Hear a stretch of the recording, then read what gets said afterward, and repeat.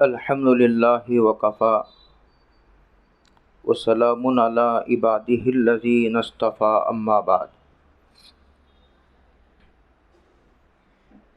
اعوذ باللہ من الشیطان الرجیم بسم اللہ الرحمن الرحیم ام کنتم شہداء اذ حضر یعقوب الموت اذ قال لبنیہ ما تعبدون من بعدی صدق اللہ مولانا العظیم۔ اللہ رب العالمین نے قرآن مجید میں دعا کرنے کا حکم دیا ہے۔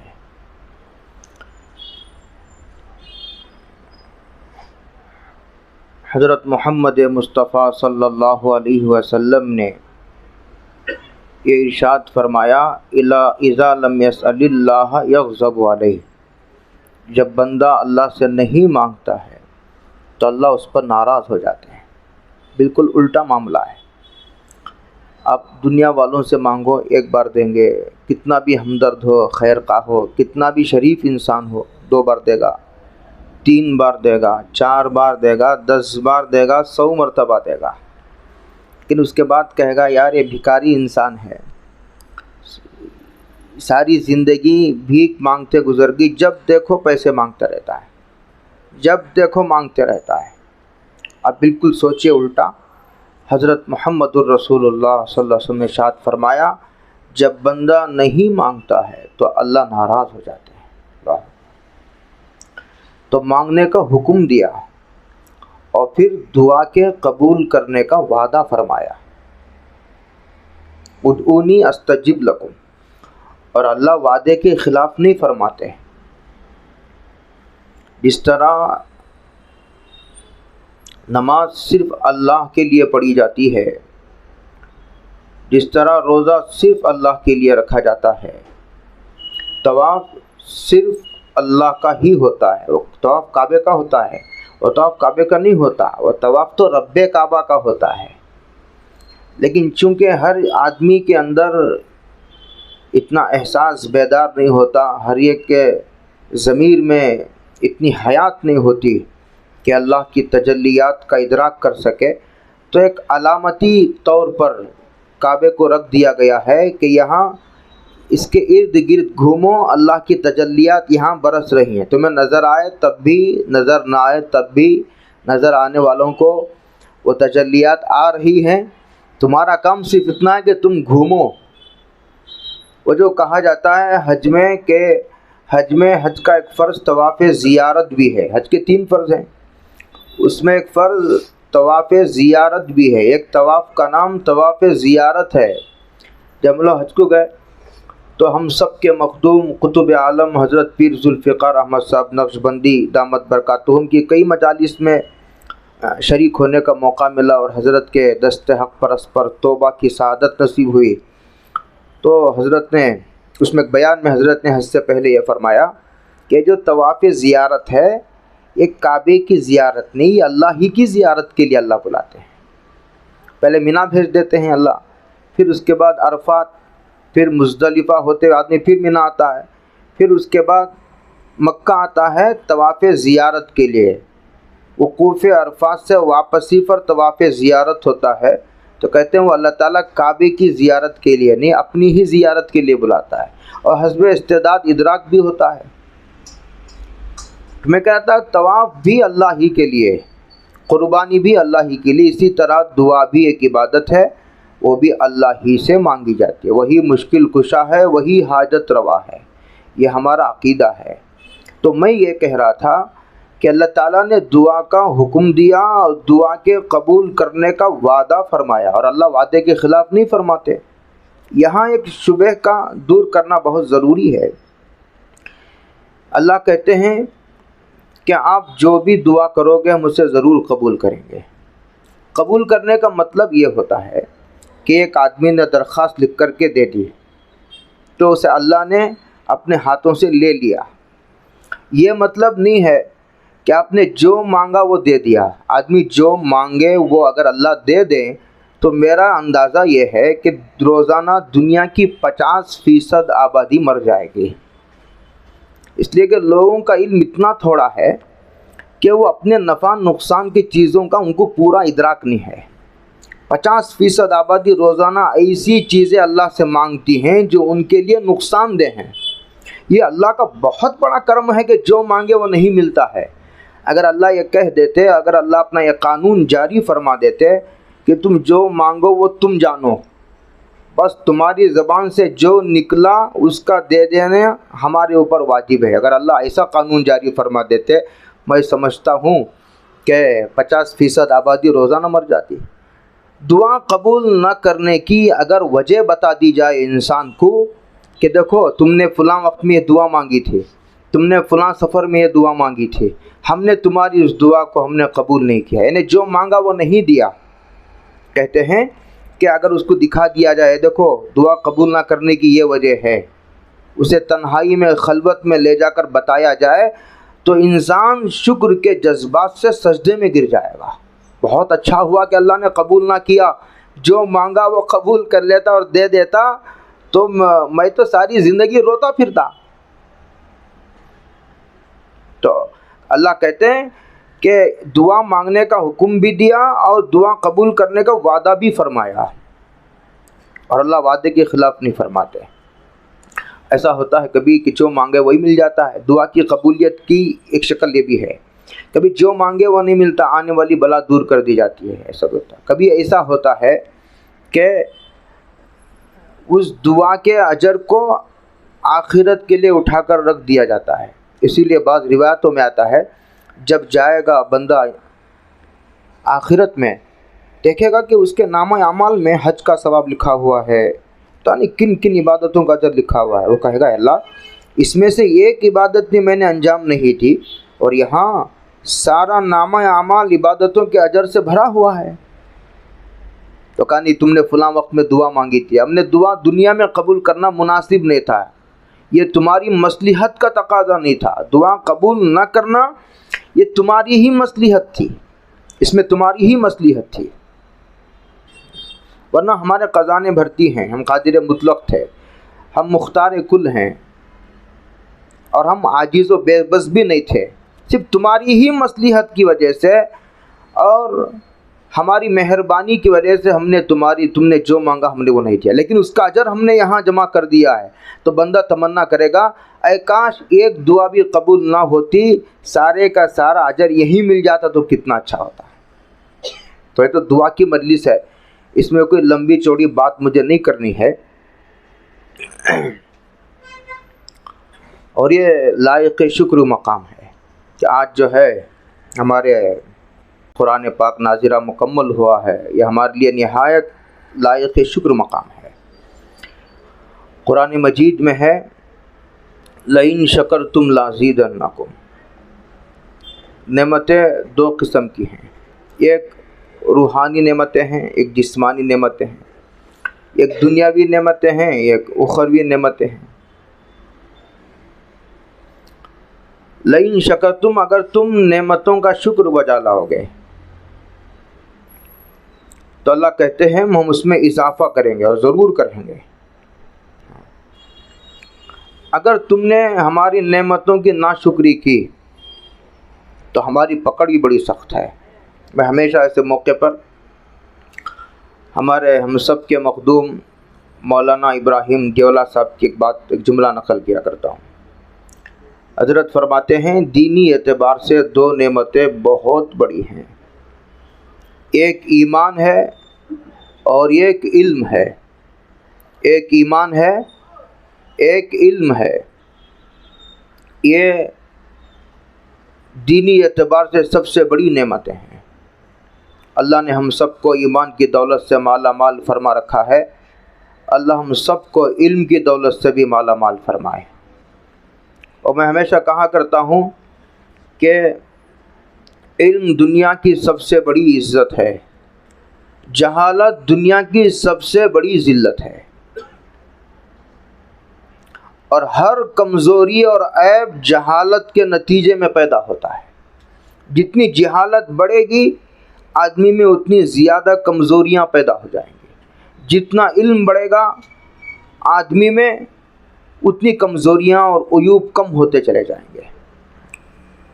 میں ہمارے حضرت استاذ الاساتذہ، ہمارے پاس ہمارے بڑوں کے اقوال، اس کے علاوہ ہمارے پاس ہے کیا؟ مفتی سعید احمد صاحب پالن پوری رحمۃ اللہ علیہ نے لکھا بھی ہے، اور میں نے خود بھی سنا ہے مجلس میں۔ 3 سال عصر کے بعد کی مجلس میں بڑے اہتمام سے گیا میں، جب دارالعلوم دیوبند میں پڑھتا تھا، گھر پر جاتے تھے۔ حضرت نے فرمایا عموماً لوگ یہ بیان کرتے ہیں کہ علم سے عمل مقصود ہے۔ حضرت فرماتے نہیں، علم بھی خود بذات مقصود چیز ہے۔ اس کی تشریح یوں فرماتے تھے کہ ایک آدمی اب تک سود کھاتا رہا حلال سمجھ کر۔ کیا کھاتا رہا؟ سود کا پیسہ کھاتا رہا حلال سمجھ کر، اس لیے کہ سود کے حرام ہونے کا اسے علم نہیں تھا، حلال ہے سمجھ کر کھاتا رہا۔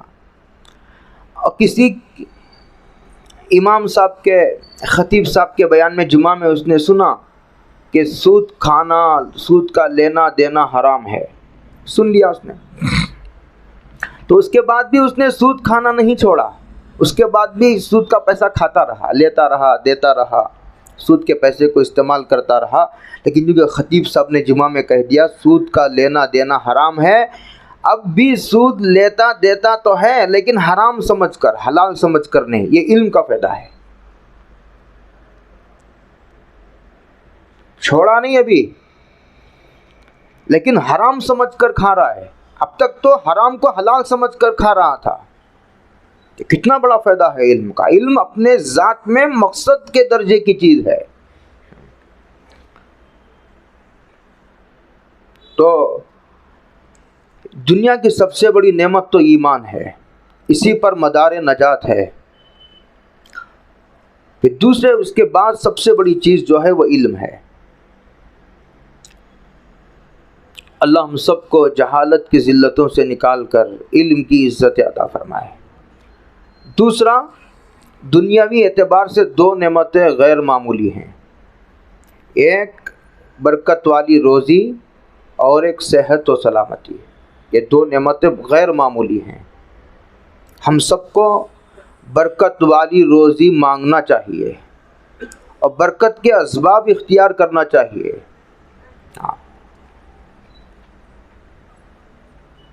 حلال روزی، برکت والی روزی اللہ عطا فرمائے۔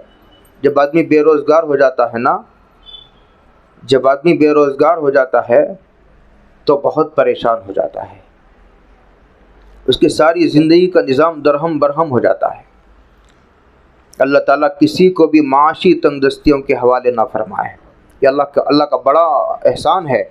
ان نعمتوں کو بیٹھ کر کونے میں سوچنے کی ضرورت ہے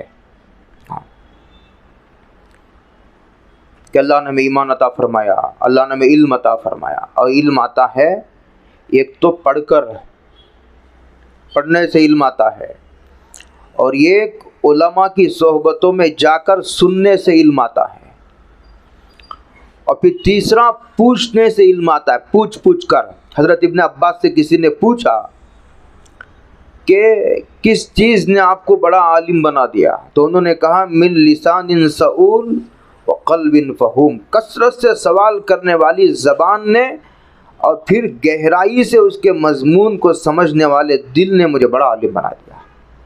اب اس تشریح کو سامنے رکھ کر قرآن کریم کی اس آیت کو ذرا سوچئے۔ میں اب تفصیل کا یہ موقع نہیں ہے، دعائیہ مجلس ہے، گفتگو کے انداز میں بات ہو رہی ہے، وہ بھی اس لیے کہ احمد وحید صاحب نہیں ہیں۔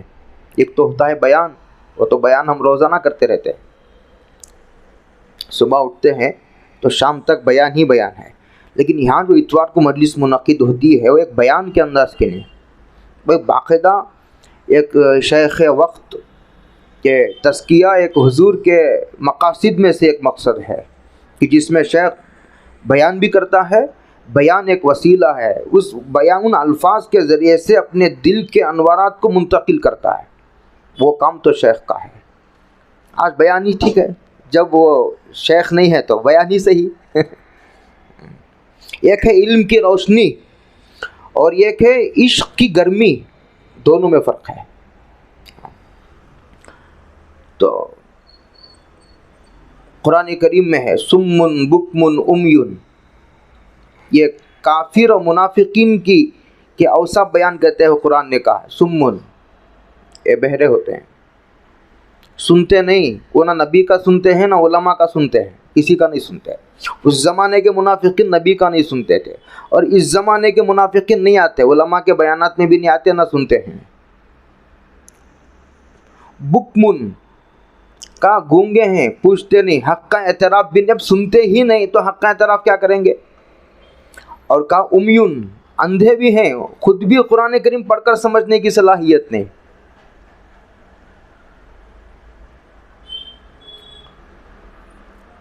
تو علم ایک تو پڑھ کر آتا ہے، ایک سن کر، ایک پوچھ کر، اس سے علم آتا ہے۔ علم کے ان تینوں راستوں کو کھلا رکھنا چاہیے، تینوں راستوں کو اختیار کرنا چاہیے تو علم آئے گا۔ میں کہہ رہا تھا دنیاوی اعتبار سے دو نعمتیں بہت بڑی ہیں، ایک برکت والی روزی، اللہ نے جس کو برکت والی روزی کا جس کے لیے اللہ نے انتظام کر رکھا ہے ان کو چاہیے کہ وہ روزانہ شکر بجا لائے، سر سے لے کر پیر تک بارش، نعمتوں کی بارش ہے اللہ کی۔ اور دوسرا صحت و سلامتی ہے، جب آدمی کی صحت ختم ہو جاتی ہے تو پھر اس کی زندگی دو بھر ہو جاتی ہے، وہ خاندان والوں پر بھی بوجھ بن جاتا ہے، اپنے گھر والوں کے لیے بھی بوجھ بن جاتا ہے۔ اللہ ہم سب کو صحت و تندرستی عطا فرمائے، بہت بڑی نعمت ہے۔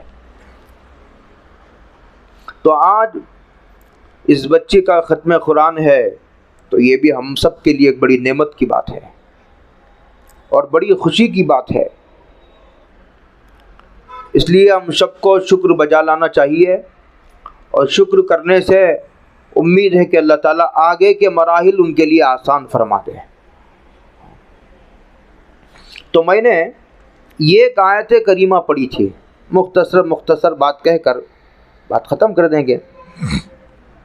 یہ آیت کریمہ پہلے پارے میں ہے، اس میں حضرت یعقوب علیہ السلام کا ذکر ہے۔ حضرت یعقوب علیہ السلام پر جب موت کے آثار شروع ہوئے، جب ان کو اندازہ ہو گیا کہ اب میرے جانے کا وقت قریب آ گیا ہے، تو انہوں نے اپنے سارے بچوں کو بلا کر کے انہوں نے سوال کیا ما تعبدون من بعدی، کہا میرے بعد کس کی عبادت کرو گے۔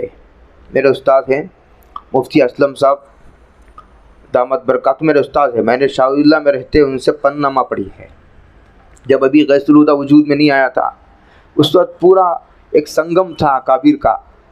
ریاض احمد صاحب جن کا ندوۃ الابرار ہے وہ بھی وہاں استاد تھے، اکبر شریف صاحب بھی وہاں استاد تھے، ڈاکٹر مشتاق صاحب جو شفا والے ہیں میں نے ان سے تمرین النحو پڑھی ہے، تو اسی وقت میں نے مفتی اسلم صاحب سے پنامہ پڑھی تھی فارسی میں۔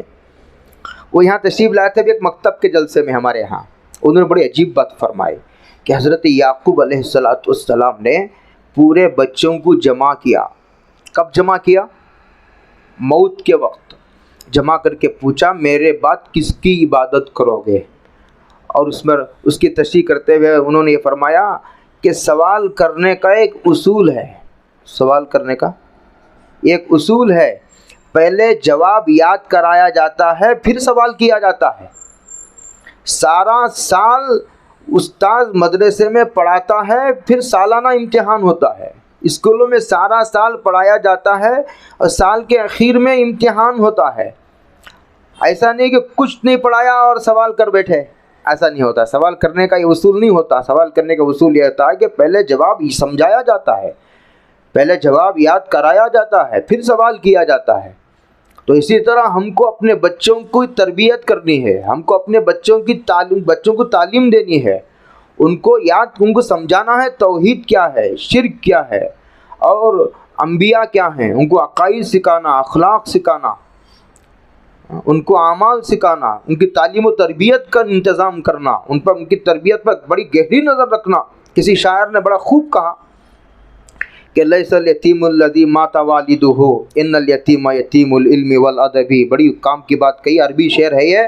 اس نے کہا لیس الیتیم الذی مات والدہ ان الیتیم یتیم العلم والادب، اس نے کہا کہ وہ بچہ یتیم نہیں ہے جس کے باپ کا انتقال ہو گیا، حالانکہ حقیقت میں جو بچہ نابالغ ہو اور اس کے باپ کا سایہ سر سے اڑ گیا تو وہ بچہ یتیم کہلاتا ہے. لیکن عربی شاعر کہتا ہے کہ لیس الیتیم الذی مات والدہ، حقیقی یتیم وہ نہیں جس کے باپ کا سایہ سر سے اڑ گیا ہو. حقیقی یتیم تو وہ ہے کہ باپ زندہ ہے لیکن تربیت کا سلیقہ نہیں ہے، تربیت کی طرف اس کی توجہ نہیں ہے. بچہ کیا پڑھ رہا ہے، بچہ کیا کر رہا ہے، کیا پہن رہا ہے، کیا کھا رہا ہے، کہاں جا رہا ہے، کہاں سے آ رہا ہے، اس کی عادات پر، اس کے اخلاق پر کوئی ہماری تربیت نہیں اور ہماری نگرانی نہیں، ہماری نظر نہیں. تو شاعر نے کہا کہ پھر تو ماں باپ کے ہوتے ہوئے بھی وہ گھر یتیم ہے، وہ بچہ یتیم ہے، اس لیے کہ اس کی تربیت کرنے والا ہی نہیں. تو تربیت اور تعلیم کا انتظام کرے ساری زندگی. پھر آپ پوچھیں گے کہ ما تعبدون من بعدی، تو امید ہے کہ بچے بھی وہی جواب دیں جو حضرت یعقوب علیہ السلام کی اولاد نے جواب دیا تھا.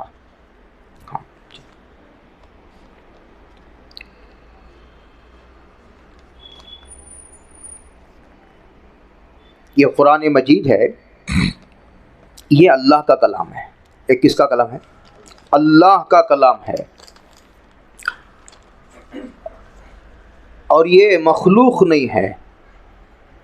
یہ کیا نہیں ہے؟ مخلوق نہیں ہے. حدیث پاک میں حضرت محمد الرسول اللہ صلی اللہ علیہ وسلم نے ارشاد فرمایا تبرک بالقرآن فإنہ کلام اللہ وخرج من. فرمایا کہ تم قرآن مجید سے برکت حاصل کرنے کا اہتمام کرو، اس لیے کہ یہ اللہ کا کلام ہے. الا ان کلام اللہ غیر مخلوق، اور اللہ کا کلام مخلوق نہیں ہوا کرتا. جس طرح اللہ مخلوق نہیں، اس طرح اس کا کلام بھی مخلوق نہیں. یہ عجیب بات ہے.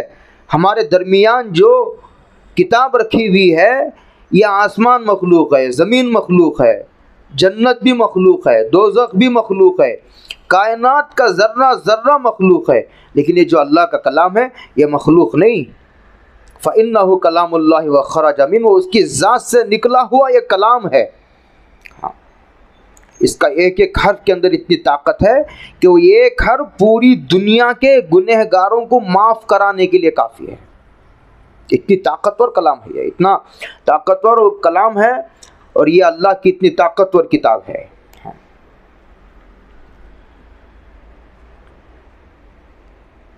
قرآن مجید کی ایک اور آیت ہے وَلَقَدْ يَسَّرْنَا الْقُرْآنَ لِلذِّكْرِ فَهَلْ مِن مُّدَّكِرٍ.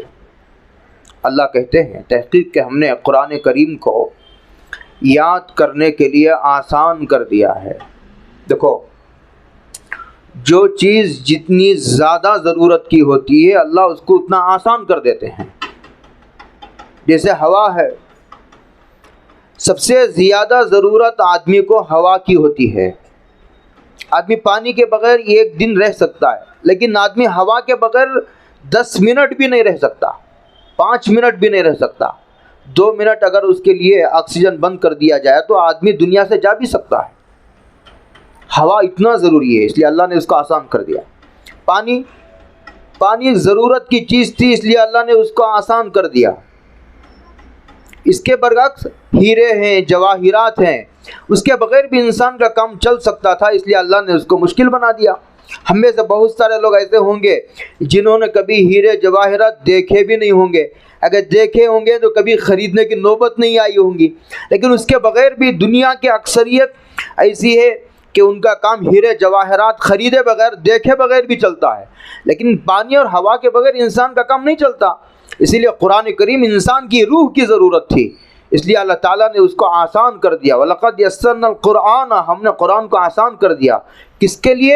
یاد کرنے والوں کے. لِذِّکْر کی 2 تفسیریں ہیں یہاں موقع کی مناسبت سے. لِذِّکْر یعنی یاد کرنے کے لیے. ایسے بھی ہمیں تاریخ میں مثالیں ملتے ہیں جن لوگوں نے 3 دن میں قرآن حفظ کیا ہے.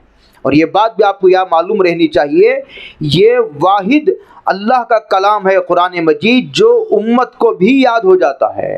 پہلی جتنی بھی آسمانی کتابیں تھیں وہ امتیوں کو یاد نہیں ہوتی تھی، وہ صرف نبی کو ہی یاد ہوتی تھی. نبی کو ہی یاد ہوتی تھی۔ یہ حضور کا معجزہ ہے کہ یہ امتیوں کے سینے میں بھی قرآن کریم محفوظ ہو جاتا ہے۔ تو میں کہہ رہا تھا کہ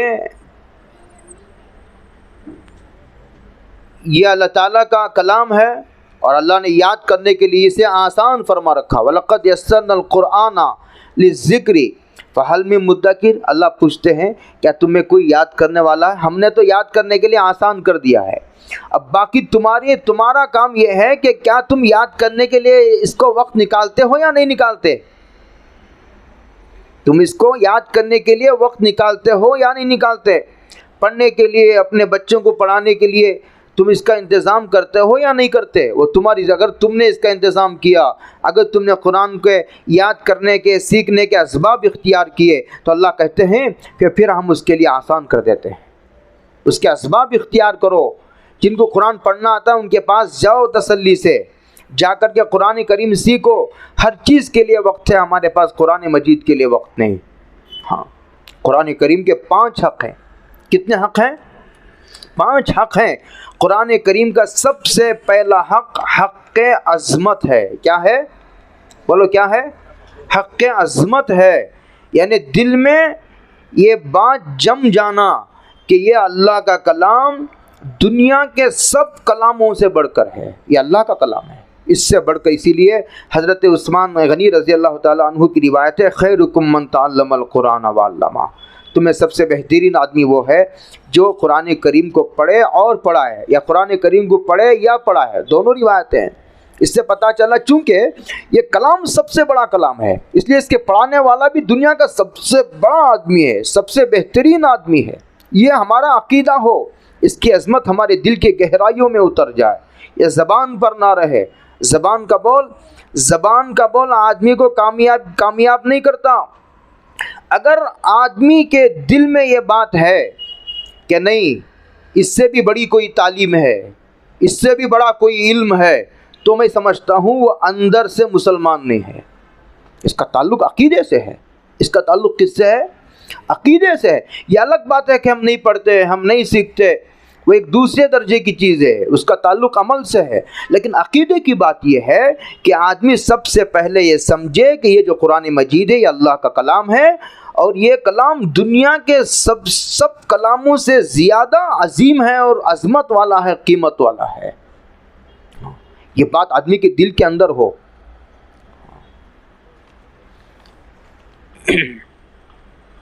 دوسرا اس کا حق ہے حق محبت۔ قرآن کریم کو محبت سے دیکھنا، محبت سے چھونا، محبت سے آدمی اس کو پڑھنا، محبت سے اس کی محبت۔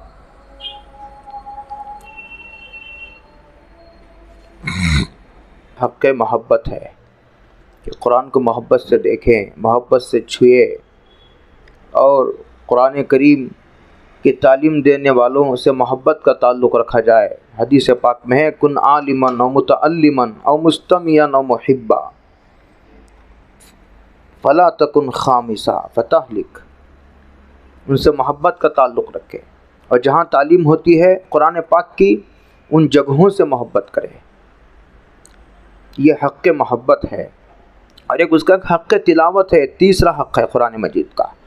انہیں قرآن حضرت الامام اعظم ابو حنیفہ رحمۃ اللہ علیہ نے لکھا ہے، سال میں 2 مرتبہ قرآن مجید کو ختم کرنا یہ قرآن کریم کا حق ہے۔ کتنی مرتبہ؟ سال میں 2 مرتبہ۔ ہم میں سے کتنے لوگ ایسے ہیں جن کو پڑھ کر تو دور کی بات ہے، قرآن کریم کو چھو کر دیکھ کر کتنے سال ہو گئے؟ پڑھنا تو دور کی بات ہے، چھونا تو دور کی بات ہے، قرآن کریم کو دیکھ کر کتنے سال ہو گئے؟ یہ بڑی بے وفائی کی بات ہے۔ حضرت علی رضی اللہ تعالی عنہ کا مقولہ کتابوں میں لکھا ہوا ہے، وہ کہتے ہیں جب مجھے اللہ سے بات کرنا ہوتا ہے تو میں نماز پڑھتا ہوں۔ جب مجھے اللہ سے بات کرنا ہوتا ہے تو میں نماز پڑھتا ہوں۔ جب میں یہ چاہتا ہوں کہ اللہ مجھ سے بات کرے تو میں قرآن مجید پڑھتا ہوں، اس لیے کہ یہ اس کا کلام ہے۔ کتنی بڑی بات ہے۔ اور یہ ہر گھر میں، غریب کے گھر میں بھی رکھا ہوا ہے، لیکن اسے کوئی دیکھنے والا نہیں۔ اس لیے میں کہا کرتا ہوں کہ روزانہ پورا قرآن کریم پڑھنے والے بھی موجود ہیں، کتنا پڑھنے والے؟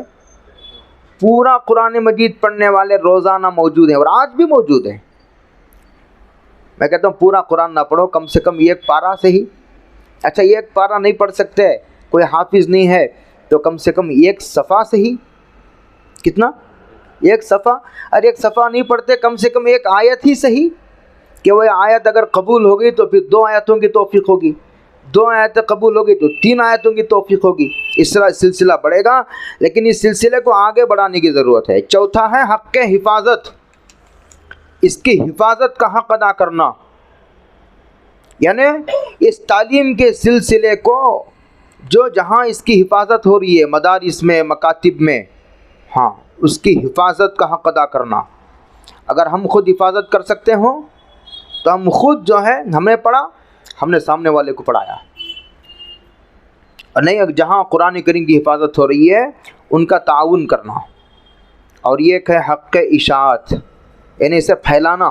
ہم پڑھ لیا اور کونے میں بیٹھ گئے، کہاں بیٹھ گئے؟ کونے میں بیٹھ گئے، اور ہم نے پڑھ کر جو ہے ہم نے اس کو پڑھانا چھوڑ دیا، ہم نے اس کو پھیلانا چھوڑ دیا۔ حق اشاعت۔ اب آتا ہوں میں اس قرآن کریم کی آخری، اس موقع کی آخری بات ہے یہ، اسی پر میں بات کو ختم کروں کہ قرآن کریم نے کہا یا ایھا الذین آمنوا قوا انفسکم واہلیکم نارا، اے ایمان والو تم اپنے آپ کو اور اپنے اہل و عیال کو جہنم کی آگ سے بچاؤ۔ کس کو؟ اے ایمان والو قوا انفسکم، یہ حکم ہے، یہ کیا ہے؟ یہ حکم ہے، مشورہ نہیں ہے، اور حکم بھی فرض کے درجے کا ہے، اور مسئلہ عالم بنانے کا نہیں ہے، مسئلہ محدث مفسر بنانے کا نہیں ہے، مسئلہ جہنم سے بچانے کا ہے۔ اتنا علم اپنے بچوں کو دینا فرض عین ہے جس سے بچہ جہنم سے بچ سکے، جسٹ پاس ہو سکے۔ ریانک کا مسئلہ پھر انشاءاللہ تفصیل سے کبھی بات کریں گے۔ تمہارا بچہ جہنم میں نہ جائے، کم سے کم اسے شریعت کے فرائض کا علم۔ میں ایک پڑھ رہا تھا کتاب، اس میں یہ کتاب ہے، حضرت الاستاذ مفتی سعید احمد صاحب رحمۃ اللہ علیہ نے حوالہ دیا ہے کسی ایک باب میں دیکھ رہا تھا کہ آیت کی تفسیر، اس کتاب کا نام علماء کے لیے عرض ہے، الزواجر عن ارتکاب الکبائر۔ اس میں 700 گناہوں کا تذکرہ ہے، 700 بڑے گناہوں کا۔ بتائیے ہم میں سے کتنے لوگوں کو پتہ ہے؟ ایک تو ابن قیم کی ہے الکبائر، جس میں 70 بڑے گناہوں کا ذکر ہے، جس کی اردو میں ترجمہ عبد القوی صاحب نے کیا ہے، اور یہ کتاب ہے یہ علامہ ابن حجر حیتمی کی ہے، 700، اس کا اردو میں ترجمہ بھی ہو گیا ہے، اسی لیے سے لے کر ہم لوگ مرد احباب کی مجلس میں بھی سنا سکتے ہیں، عورتیں اپنے مجلس میں سنا سکتے ہیں، اپنے گھروں میں سے روزانہ تھوڑے تھوڑے پڑھیں گے، گناہوں کی فہرست سامنے آئے گی تو پھر آدمی بچنے میں اس کو سہولت ہوگی۔ تو کہتے ہیں قوا انفسکم، اپنے بچوں کو بچاؤ، اپنے آپ کو پہلے بچاؤ، پھر اس کے بعد واہلیکم، اپنے آپ کو جہنم سے بچانا کافی نہیں، اپنے اہل و عیال کو، اپنی اولاد کو جہنم سے بچانے کا انتظام کرو۔ تیسرے نمبر پر فرمایا وَأَنذِرْ عَشِيرَتَكَ الْأَقْرَبِينَ، اپنے رشتہ داروں کی ان کی دینی حالتوں کا جائزہ لو، اس کی نگرانی کرو کہ تمہارے رشتہ دار کس حالت میں ہیں، کہیں جہنم کی طرف تو نہیں جا رہے، کہیں گمراہی کے راستے پر تو نہیں پڑ گئے، کہیں ہمارے حضور کے اور صحابہ کی ڈگر سے تو نہیں ہٹ گئے۔ جائزہ لو اپنے رشتہ داروں کا، ان کی دنیاوی حالت کا بھی جائزہ لو، دینی حالاتوں کا بھی جائزہ لو، دینی احوال کا بھی۔ چوتھی ذمہ داری فرمائی کنتم خیر امۃ اخرجت للناس، پوری انسانیت کو جہنم سے بچانے کے اسباب اختیار کرو، تم جو کر سکتے ہو کرو۔ یہ فرمایا 4 یا ایھا الذین آمنوا قوا انفسکم واہلیکم نارا، اور پھر رشتہ دار، پھر اس کے بعد پوری امت، یہ کرنا، یہ سب حق اشاعت ہے۔ اس کو جو ہم نے پڑھا ہے اس کو آگے پہنچانا ہے۔ یہ ہم نے پڑھا، ہم نے سامنے والے کو پڑھا، ہم نے اس کو تاکید کی کہ تم اس کو آگے بڑھاؤ گے، پھر ہم نے اس کو تاکید کی، اس کو آگے بڑھائے گا، چراغ سے چراغ جلے گا۔ اور یہ سلسلہ حضرت محمد الرسول اللہ صلی اللہ علیہ وسلم نے جو شجر لگایا تھا وہ دن بدن بڑھ رہا ہے، اور پوری دنیا میں ماشاءاللہ ہزاروں لاکھوں کروڑوں مسلسل مخالفتیں جاری ہیں، لیکن اس کے باوجود بھی مولانا سجاد نعمانی صاحب نے ایک بیان میں فرمایا تھا کہ روزانہ لاکھوں حافظ بنتے ہیں دنیا میں، جبکہ ان کو خوب معلوم ہے کہ ہمارا کوئی مستقبل نہیں، ہمارا کوئی فیوچر نہیں، حکومت کی طرف سے کوئی اکرام و استقبال کا انتظام نہیں، لیکن اس کے باوجود اللہ حضور کا معجزہ ہے کہ روزانہ لاکھوں مسلمانوں کے بچے اور بچیاں حافظ بن رہی ہیں ماشاءاللہ۔ ہاں، یہ اس سلسلے کو آگے بڑھانے کی ضرورت ہے، اور اللہ تعالیٰ یہ آسان بھی فرمائے۔ آخر میں ایک حدیث سناؤں میں، یہ طبرانی کی حدیث ہے، جم الفوائد ایک حدیث کی معتبر کتاب ہے، اس میں طبرانی کے حوالے سے نقل کیا گیا ہے۔